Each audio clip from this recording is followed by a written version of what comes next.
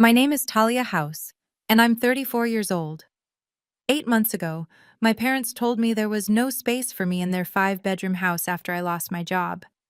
They literally changed the locks while I was at a job interview. Today, those same parents are demanding I hand over the keys to my house, the one I bought with my own money, because my brother deserves it more.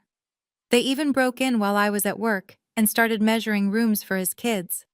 If you're watching this, please subscribe and let me know where you're watching from. Because what I'm about to share isn't just about entitled family members trying to steal property. It's about how I went from living in a van in a Walmart parking lot to owning my own home, and how my family's greed led to their very public downfall at my grandfather's 85th birthday party. Let me take you back to where this all started. I'd been working as a senior accountant at Morrison & Associates for 6 years when they suddenly filed for bankruptcy. No warning, no severance. Just a Friday afternoon email saying don't come back Monday.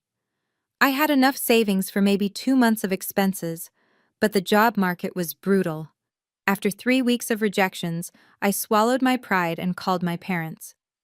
Mom, I hate to ask, but could I stay with you guys for a few weeks? Just until I find something? There was this long pause, then she said, "Oh, honey, you know we'd love to help, but we just don't have the space." I actually laughed. "Mom, you have 5 bedrooms, it's just you and Dad now." Well, Michael and the kids need somewhere to stay when they visit. Michael, my older brother, lived 15 minutes away. His visits were Sunday dinners. He had a 4-bedroom house with 2 rooms they used for storage. But somehow, my parents kept 2 guest rooms empty just in case he needed them. What about the basement? I'll sleep on the couch. That's Michael's man cave when he comes over. You understand, right? Family has to think about the future. The irony wasn't lost on me. I was family too. Or at least, I thought I was. 2 days later, I came back from a job interview to find my apartment building's locksmith changing my locks. The landlord had given me 30 days, but my parents had called him, pretending to help, and somehow convinced him I'd already moved out. My own parents had accelerated my eviction. That night, I slept in my 2004 Honda CR-V in a Walmart parking lot, wondering how the people who raised me could be so cruel. Living in your car teaches you things no one should have to learn, like how to shower at Planet Fitness at 5 a.m. when it's least crowded, how to make a jar of peanut butter last a week, how to park at different Walmarts so security doesn't notice you're living there. Every morning at 5 a.m., I'd wake up in that freezing van and tell myself, this is temporary. My back ached from sleeping curled up in the back seat. My professional clothes hung from the car's grab handles, wrinkled despite my best efforts. I'd apply makeup in the gym bathroom mirror, practicing my interview smile while other early morning exercisers pretended not to notice my entire toiletry collection spread across the counter. I worked 3 part-time jobs, morning shifts at Starbucks, afternoon data entry, weekend retail at Target. 60 hours a week, saving every penny. Rice and beans became my entire diet. I sold everything valuable I owned except my laptop and 1 interview suit. My family? Radio silence. Well, except for my sister Sarah, who'd occasionally text asking if I'd found a real job yet, always adding how her husband Kevin just got another promotion. 6 months in, I'd saved $8,000. Not enough for an apartment deposit in our city, but I kept going. My car's heating died in December. I layered every piece of clothing I owned and still woke up seeing my breath. Then, on a particularly freezing January morning, my phone rang. Unknown number. Ms. House, this is Peterson and Associates law firm.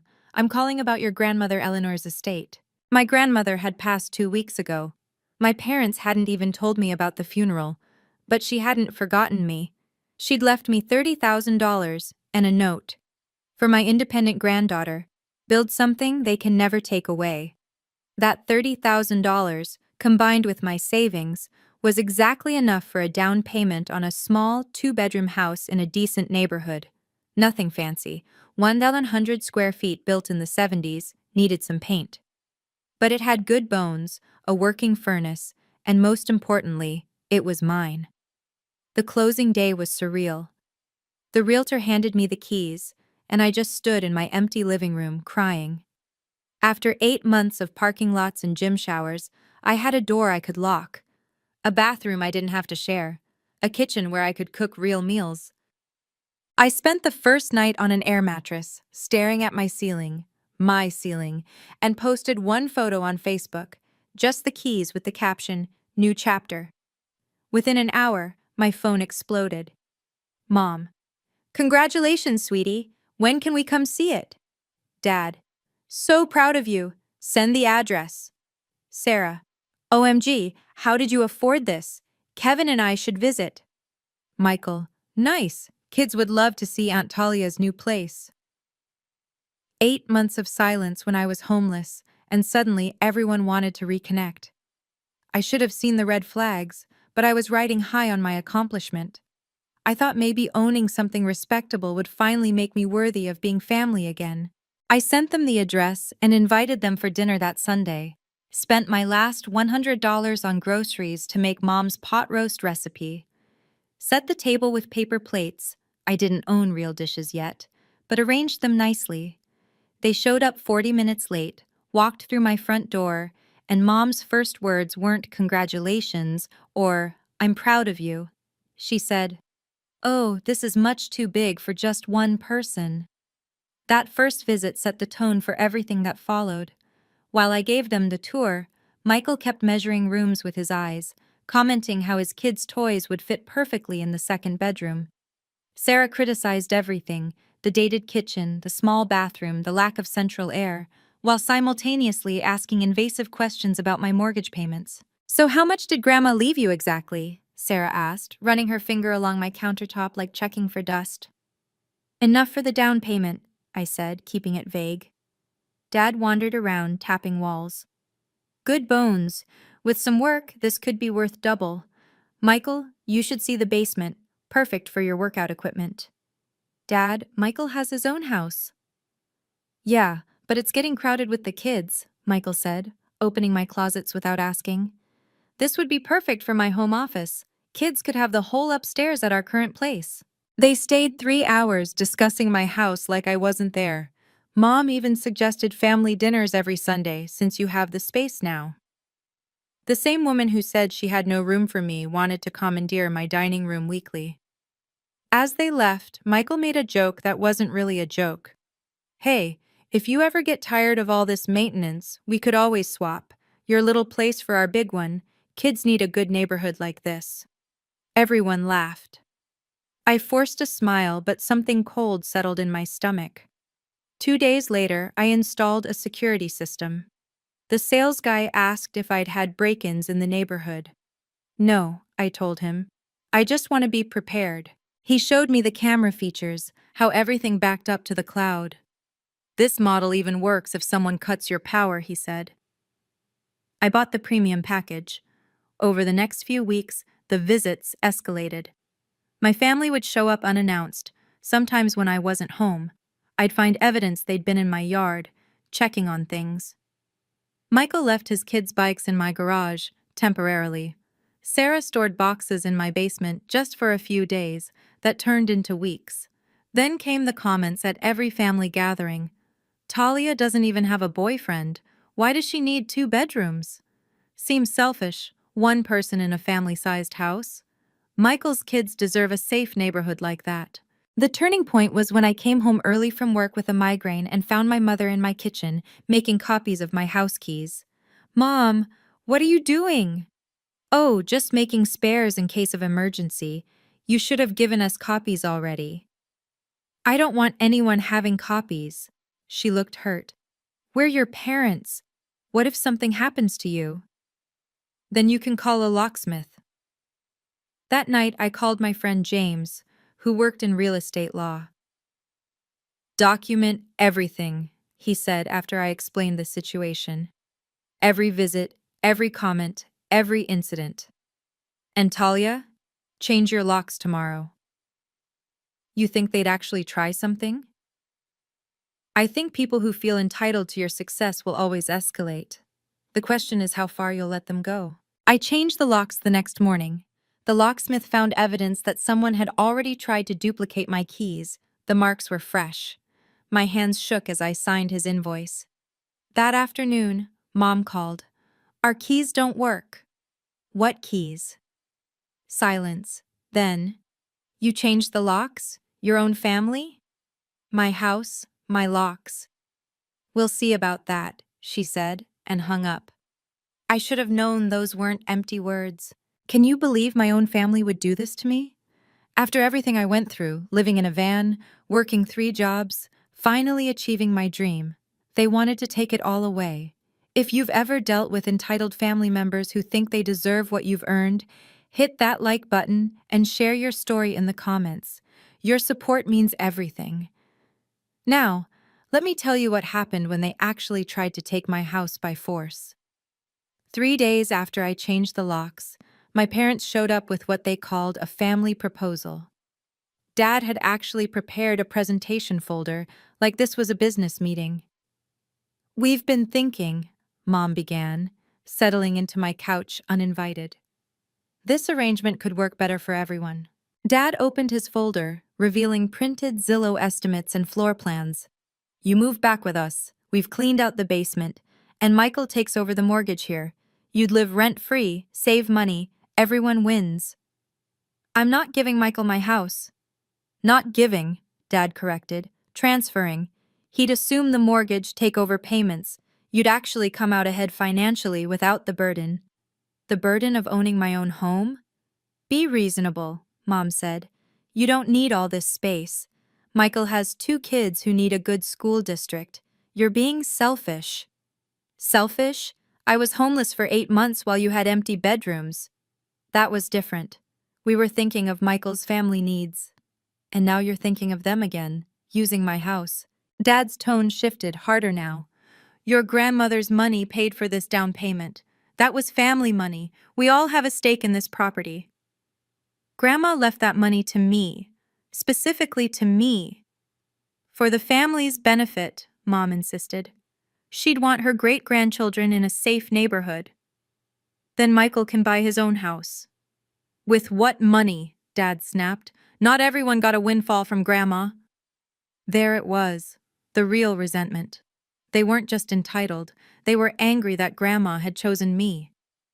Get out, I said quietly. Excuse me?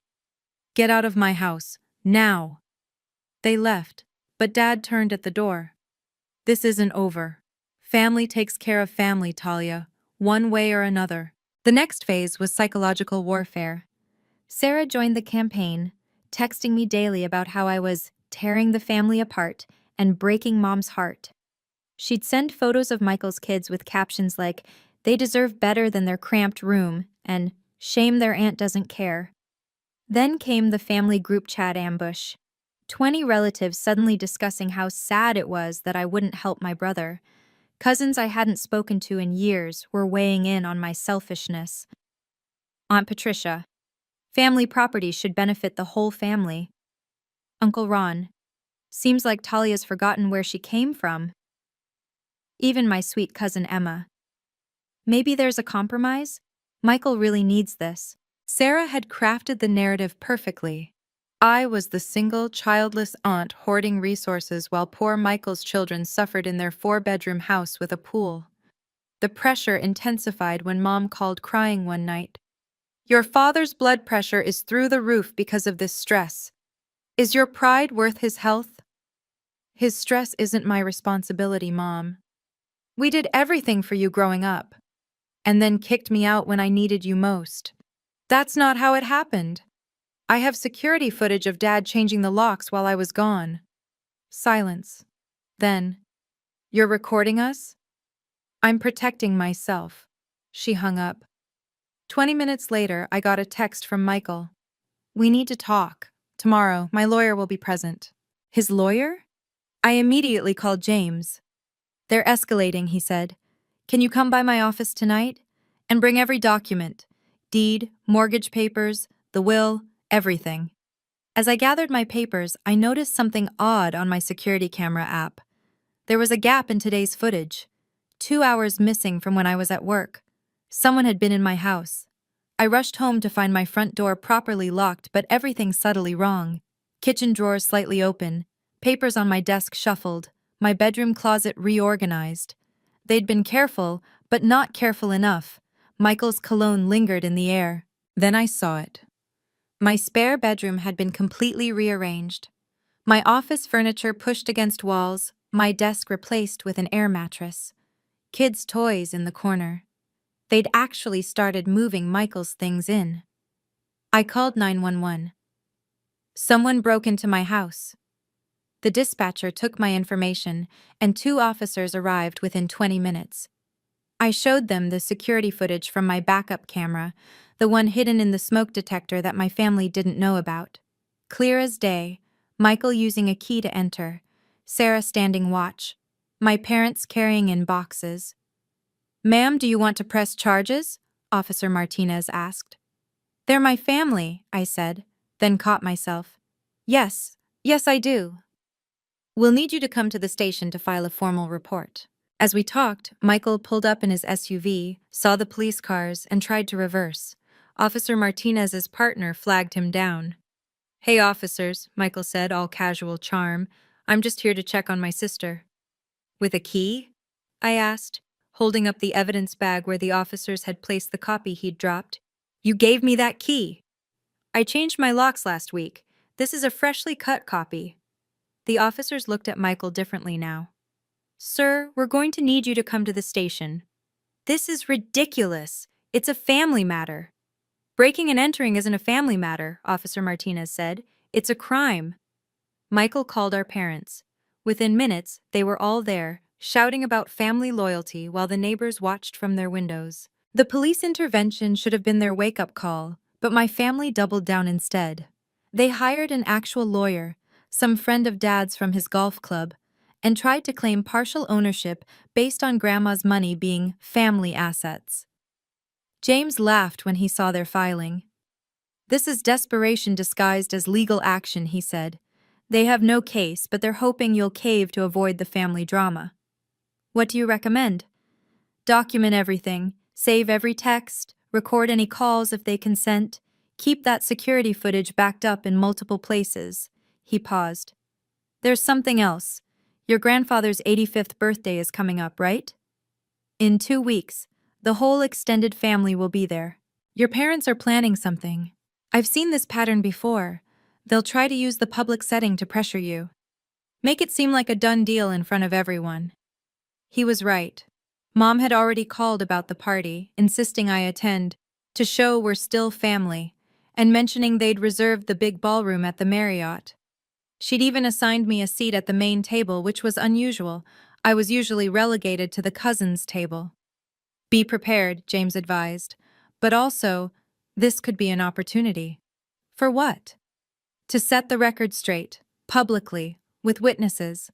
He smiled. "I might just happen to be dining at that same hotel that night. You know, coincidentally." I spent the next week preparing. Downloaded all my security footage. Organized every threatening text. Recorded 3 more calls where my parents demanded I do the right thing for Michael. Even got a certified copy of Grandma's will, highlighting the part where she specifically left the money to me alone. The invitation came in the mail, elegant and formal. Someone had handwritten at the bottom, "Family announcements to be made." I knew exactly what they were planning. The week before Grandpa's party, I turned into a detective. Every piece of evidence meticulously organized in folders, physical and digital. The security footage of the break-in, the threatening voicemails, the texts demanding I surrender my house, screenshots of the family group chat pile on. Everything backed up to 3 different cloud services and a physical drive in my bank's safety deposit box. James helped me prepare a timeline showing how I'd bought the house entirely legally with my own funds and inheritance. We even had a notarized statement from the estate lawyer confirming Grandma's money was mine alone, no strings attached. "Your family's going to claim emotional ownership," James warned. "That because it's Grandma's money, everyone deserves a say. Be ready for that manipulation." Michael made one last attempt, showing up at my work. "Talia, let's be reasonable. Just come to dinner. We can work this out like adults. With your lawyer present? He's just there to help facilitate. No. You're going to regret this. Mom and Dad have a plan. At Grandpa's party, they're going to. He caught himself. Going to what? Just don't embarrass yourself. Accept the inevitable. That night, I called James. They're definitely planning something public. Good. I've already made my reservation. I'll be at table 12, close enough to help if needed. Bring everything we've prepared. The morning of the party, I dressed carefully. Professional blazer, conservative dress, Grandma's pearl necklace, the one she'd left me that Mom had tried to claim. I packed my evidence folder in a leather briefcase, the same one I'd used for job interviews during my homeless months. My phone buzzed. Sarah. Hope you're ready to do the right thing tonight. The whole family's counting on you. I texted back. I'm ready. I'd never been more ready for anything in my life. The Marriott ballroom was spectacular. Gold tablecloths, crystal centerpieces, a stage with professional lighting. 50 relatives, Dad's business associates, Mom's church friends, everyone who mattered in their social circle. I arrived exactly on time, briefcase in hand. Mom rushed over, air kissing my cheek. Talia, you look beautiful tonight. This is your special day too. My special day? Well, Grandpa's of course, but you'll see. Her smile was predatory. Leave that bag at coat check, dear. I'll keep it with me, thanks. She led me to the main table where Grandpa sat in his wheelchair, sharp as ever at 85. He squeezed my hand. Talia, sweetheart, heard you bought a house? I did, Grandpa. Good girl. Eleanor would be proud. He meant Grandma. Something flickered in his eyes. Did he know what was planned? The seating was strategic. Me between my parents, Michael directly across, Sarah to his right, trapped in a family box. But I caught James at table 12, casually chatting with some guests. He gave me the slightest nod. Dinner was surf and turf, conversations flowing. Several relatives complimented my dress, mentioned they'd heard about my house. Each time, Mom would interject with, "Yes, it's wonderful how family helps family." As dessert arrived, Dad stood up, tapping his champagne glass. The room quieted. Before we toast my father, I want to make a special announcement about family legacy and taking care of each other. My phone, hidden in my lap, started recording. Mom stood beside him, beaming. As you all know, family means everything to us, and tonight we want to celebrate a beautiful act of generosity. Michael was already smiling, preparing to look surprised. Sarah had her phone out, ready to capture his reaction. This was it. Dad raised his glass higher, his voice carrying across the ballroom. Family takes care of family. That's the house way. And tonight, we're proud to announce that our daughter Talia has agreed to pass on her grandmother Eleanor's generous gift to where it's needed most. Confused murmurs rippled through the crowd. I sat perfectly still, my phone recording everything. As the eldest son with a growing family, Dad continued, Michael deserves stability, so Talia will be transferring her recently purchased house to her brother, ensuring Eleanor's money benefits the next generation. The room burst into applause. Michael stood up, acting shocked. What? Talia, I don't know what to say. This is too generous. Thank you, sis, he said loudly, reaching across the table for a hug I didn't return. My kids will have such a better life because of you. Sarah was already fake crying. This is what family is about. Talia, you're amazing for doing this. Relatives called out congratulations. Someone shouted, Speech from Talia! Mom pulled me up by my elbow, whispering, Just smile and nod, don't make a scene. I stood there, 50 pairs of eyes on me, my family's trap sprung perfectly. They'd announced it as done, knowing I'd look petty and selfish if I denied it now. The social pressure was suffocating. Uncle Ron started clapping again. That's a real woman, putting family first. Aunt Patricia dabbed her eyes. Eleanor would be so proud. So, Michael's wife was already discussing paint colors with Sarah. My cousins were congratulating Michael on his new house. Dad handed me the microphone, his grip tight on my wrist. Say something nice, Talia. I took the microphone, my other hand reaching for my briefcase. I smiled, calm, controlled, professional. I do have something to say about family values. Family helps family, I said into the microphone, my voice steady. That's what we've always said, isn't it? That's right, Mom called out, still beaming. Michael raised his champagne glass. To the best sister anyone could ask for. So generous, Sarah added loudly. Giving up her house for Michael's children. That's true love. The crowd murmured approval. Someone started another round of applause. Yes, I continued, letting them settle down. Family helps family, which is why I'm confused about something. Mom's smile flickered slightly. See, 8 months ago, when I lost my job and needed help, my family, this same loving family, told me there was no room for me, despite having 5 empty bedrooms. The applause died completely. When I was sleeping in my car in Walmart parking lots, showering at Planet Fitness, eating peanut butter for dinner, where was this family help then? Dad grabbed for the microphone. I stepped back. And now that I've bought a house, with my own money, my own credit, my own name on the deed, suddenly family helps family? Talia, Michael stood up. Let's not do this here. Oh, but you already did this here. You announced that I'm giving you my house in front of everyone. Cousin Emma called out. Wait, you're not giving him the house? Of course not. Why would I give away my legal property to someone who watched me be homeless and did nothing? The room was dead silent now.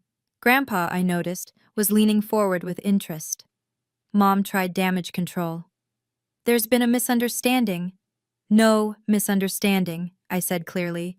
You tried to publicly manipulate me into giving up my home, but I have something everyone should see first. This was it, the moment they thought they had won. In front of our entire extended family, they were publicly stealing my home and expecting me to smile and take it. But I had spent weeks preparing for exactly this moment. If you think you know what happens next, leave your guess in the comments. And if you've ever had to stand up to your entire family, hit that subscribe button, because what I did next changed everything. Let me show you how I turned their public humiliation into their worst nightmare. Before we celebrate this generous gift that isn't happening, I said, pulling out my laptop, everyone should know the full story. The Marriott's AV tech, whom I'd tipped $100 earlier to be ready, connected my laptop to the ballroom's projection screen. I'd told him I had a birthday video for Grandpa. This is from my home security system, dated last Tuesday. The screen lit up with crystal clear footage, Michael using a copied key to enter my house, my parents carrying boxes, Sarah standing lookout. The timestamp clearly visible. Gasps rippled through the room. That's breaking and entering, someone whispered. They broke into your house? Aunt Patricia's voice was shocked. The video continued. Audio now, my mother's voice from my kitchen camera. Once we move Michael in, she can't do anything about it. Possession is 9/10 of the law. Dad's voice. She was always too independent. This will teach her to need family. I clicked to the next file. These are text messages from the family group chat. The screen filled with the coordinated harassment.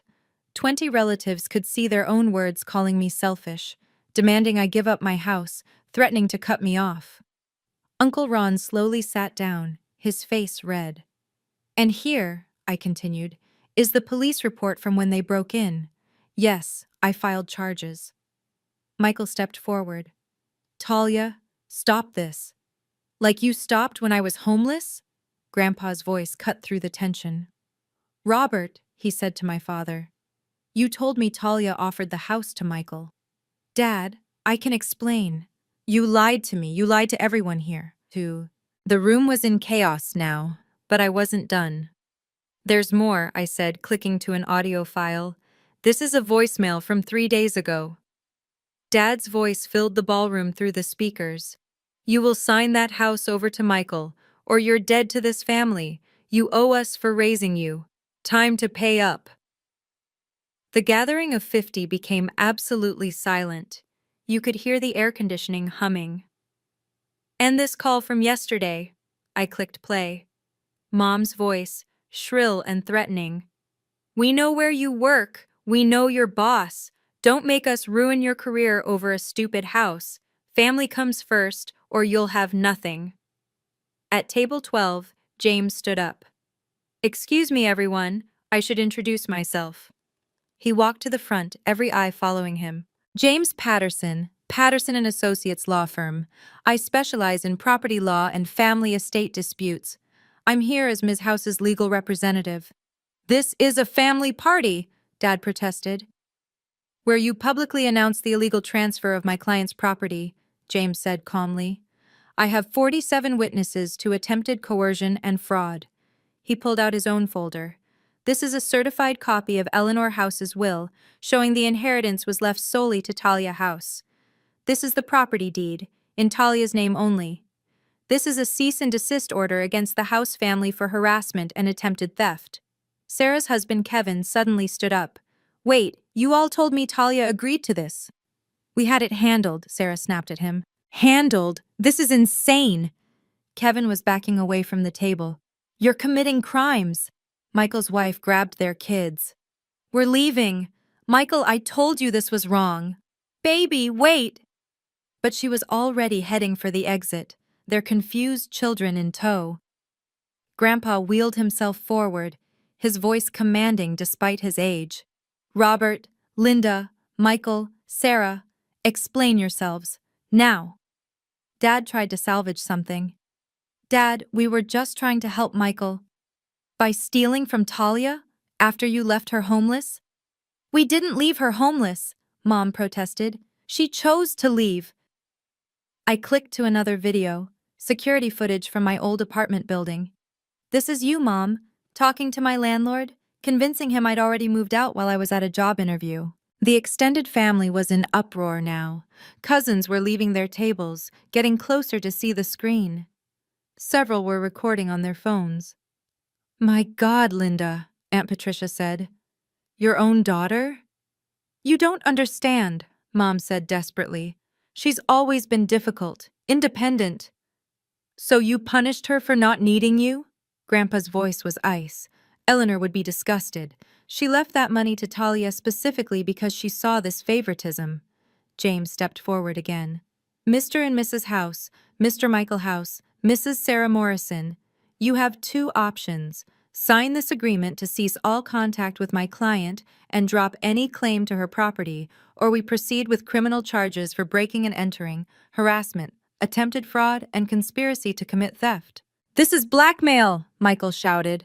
No, it's consequences, I said, finally finding my full voice. This is my house. I bought it. I own it. End of discussion. Sarah's phone suddenly buzzed repeatedly. She looked at it and went pale. Kevin? Kevin's texting. Oh, God. She showed the screen to Michael, divorce papers. Apparently, Kevin had been documenting their scheme too, and wanted out before he became legally liable. The birthday party for Grandpa had become a complete disaster, and everyone knew exactly who to blame. James laid out the documents on the main table like a card dealer. Mr. House, Mrs. House, these cease and desist orders are effective immediately. Michael House, this is a restraining order. You're not to come within 500 feet of Talia's property. You can't do this, Dad said, but his voice had lost all authority. Sign here, or we proceed with criminal charges, James repeated. The breaking and entering alone carries up to 3 years in prison. Michael grabbed the papers. This is insane. Over a house? Sign it, his wife called from the doorway. Sign it, or I'm taking the kids to my mother's tonight, permanently. The room watched as my family, one by one, signed the documents. Each signature was witnessed by 3 relatives James had asked to step forward, including Grandpa, who signed with a firm hand. There's one more matter, James announced.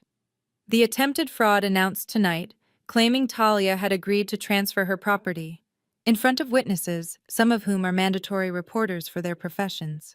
I noticed Michael's boss, Mr. Harrison, was at table 6. He'd heard everything. Michael, Mr. Harrison called out, we need to talk Monday morning. This raises serious ethical concerns about your position in financial services. Michael went white. Sir, this is just a family misunderstanding. You attempted to defraud your sister of property in public. That's not a misunderstanding. Sarah was crying now, real tears this time. This wasn't supposed to happen like this. How was it supposed to happen, I asked. With me quietly giving up everything I worked for? Mom reached for me. Talia, please. James stepped between us. No contact means no contact. Starting now. Security had arrived. Apparently someone had called them when voices were raised. They stood by, waiting. I think it's time you all left, Grandpa said firmly. The exodus was brutal to watch. My parents, who'd entered like royalty, shuffled out with security escorts. Mom was sobbing, whether from shame or anger I couldn't tell. Dad kept muttering about family loyalty to anyone who'd listen, but people actively stepped away from him. Michael's marriage imploded in real time.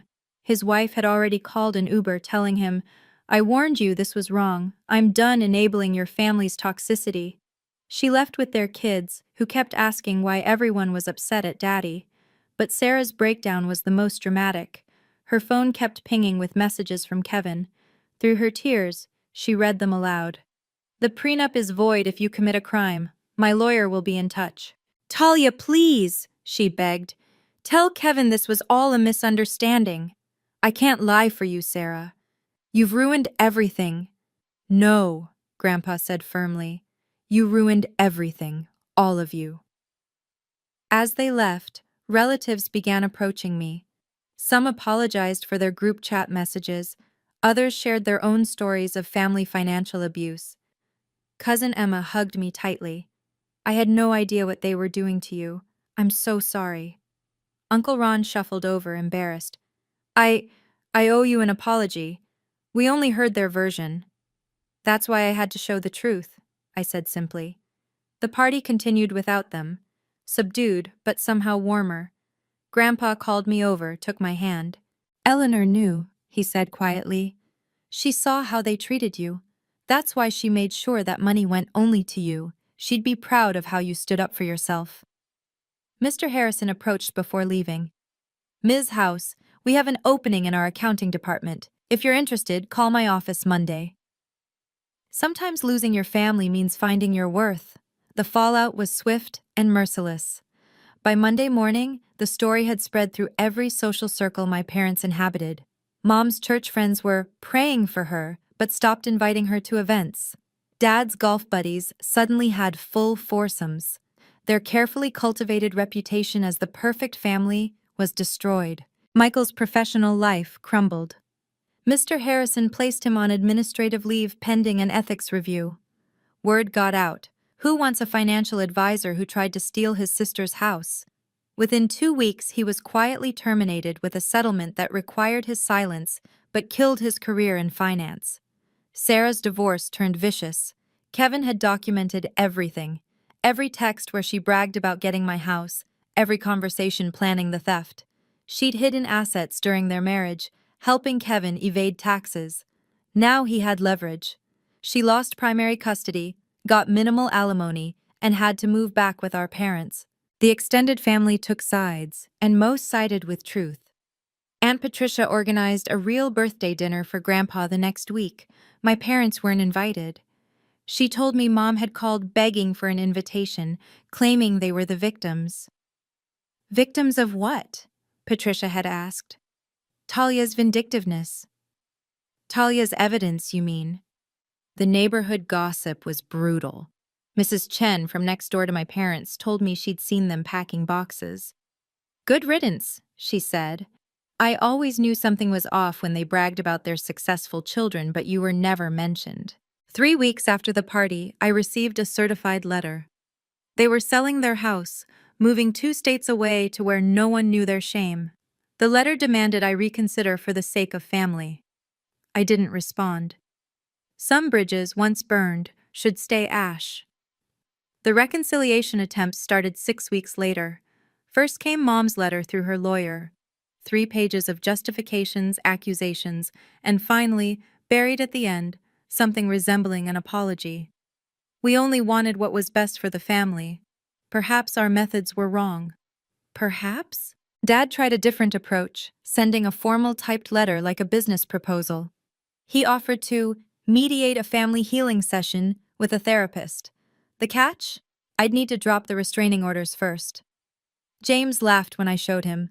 Classic manipulation. They want access without accountability. Michael sent messages through mutual friends. Tell Talia I'm sorry. I've lost everything. My job, my wife, my kids respect me less. Isn't that punishment enough? It wasn't about punishment. It was about protection. The most pathetic attempt came from Sarah. She created a fake Facebook profile to message me. I'm living in Mom's basement now. Kevin took everything. The kids cry for their dad. You won. Are you happy? Was I happy? No, but I was safe. There's a difference. Even flying monkeys emerged, family friends who just wanted everyone to reconcile. They'd call with speeches about forgiveness, about how life's too short for grudges, about how my parents were suffering enough. They're not suffering consequences, I told one particularly persistent caller. They're suffering exposure. They're mad they got caught, not sorry they did it. Grandpa supported me completely. He'd changed his will, removing them entirely. Fool me once, he said. When Mom found out, she accused me of turning him against them. You did that yourselves, he told her in their last phone call. Through it all, I held firm. Apologies without change are just manipulation wearing a mask. The unexpected message came 3 months later from Michael's daughter, Lily. She was 14, old enough to have her own phone and opinions. Aunt Talia, I know my parents did something bad to you. I saw the videos from Grandpa's party. Someone posted them in our family group chat before Dad made them take it down. I'm sorry for what they did. I stared at the message for an hour before responding. Thank you, Lily. This isn't your fault. Can I ask you something? Was it true you lived in your car? Yes. And my parents knew? I thought carefully before answering. Yes. 3 dots appeared and disappeared several times. Then, that's messed up. I would never do that to family, or anyone. We began texting regularly. Lily and her younger brother James had questions their parents wouldn't answer. Why did Mom leave Dad? Why did we move? Why can't we see Aunt Talia? Michael found out and threatened to take her phone. She told him she'd report him to her school counselor for isolating her from family. Smart kid. Eventually, I agreed to meet them at a coffee shop. Michael's ex-wife, Jennifer, brought them. She hugged me immediately. I'm sorry I didn't speak up sooner, she said. I knew something was wrong when they kept talking about your house like it was already theirs. The kids were wonderful. Funny, smart, nothing like their father's entitlement. James, only 10, said solemnly, Dad says you stole our house, but Mom showed us the papers. It was never ours, was it? Never, I confirmed. Dad lies a lot, he said matter-of-factly. Jennifer and I became friends. She'd protected the kids from the worst of it, but they knew enough. They chose truth over comfortable lies. Sometimes the family you save is the next generation. A year later, my life had transformed completely. The house that nearly tore my family apart had become my sanctuary. I'd painted every room, planted a garden, made it truly mine. The second bedroom became a real office where I ran my freelance accounting business. Clients loved my attention to detail and, ironically, my ethics. Mr. Harrison's job offer had led to a senior position. My boss often said, anyone who can stand up to that kind of pressure has the backbone we need. My experience with financial manipulation made me excellent at spotting fraud. I dated now, something I couldn't do while surviving in my car or fighting my family. David, a fellow accountant, understood boundaries because he'd had his own toxic family experiences. He never pushed me to reconcile because family. The restraining orders held. Once I saw Mom at a grocery store 2 towns over. She started toward me, then saw me pull out my phone and backed away. That's what boundaries look like. Not walls, but lines that protect your peace. Grandpa visited monthly. At 86, he'd say, I'm spending my remaining time with family who acts like family. He'd officially adopted me as his emergency contact, medical proxy, and executor. The irony wasn't lost on anyone. The selfish daughter was the only one trusted with his care. Jennifer brought the kids regularly. They did homework at my kitchen table, played in the yard their father had tried to steal. Lily was considering accounting, like Aunt Talia, who doesn't take crap from anyone. My story spread beyond family gossip. A local therapist contacted me. Would I speak to a support group about financial abuse? That led to a blog, then a podcast appearance. Boundaries aren't punishment, I'd tell audiences. They're self-love with teeth, my house, my rules, my life, finally. Looking back now, the journey from that freezing van to my own living room feels surreal. 18 months ago, I was showering at Planet Fitness, rationing peanut butter, wearing the same 3 outfits to job interviews. My family had thrown me away like trash, then tried to steal my redemption when I clawed my way back up. They taught me the most valuable lesson of my life. Family isn't blood. Family is who shows up when you're down, not who appears when you're up. Family doesn't break into your house or ambush you at birthday parties. Family doesn't make you homeless, then demand your home. The house is just a house, 100 square feet of drywall and dreams. But what it represents is everything. Proof that I could survive without them, thrive without their approval, succeed despite their sabotage. They wanted me dependent, grateful for scraps. Instead, I became unbreakable. Do I forgive them? Forgiveness isn't reconciliation. I forgive them for my peace, not their comfort. They're forgiven but not forgotten, and definitely not welcomed back. Some people ask if I regret the public confrontation. Never. Abuse thrives in silence and privacy. They counted on my shame keeping their secrets. Instead, 50 witnesses saw exactly who they were. The truth wasn't revenge, it was freedom. My door is open to those who respected my boundaries. Grandpa, the kids, relatives who apologize genuinely. It's locked forever to those who saw a single woman's success as their opportunity. If you're reading this because your family feels entitled to what you've earned, remember, no is a complete sentence. That doesn't work for me, needs no explanation. Your success isn't their payment for raising you. Sometimes the family you choose is better than the family you're born into. Sometimes it has to be. Thank you for listening to my story.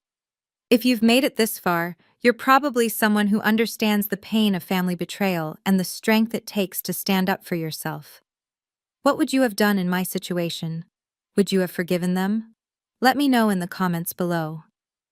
And if this story resonated with you, please hit that subscribe button and share it with someone who needs to hear that it's okay to protect yourself, even from family.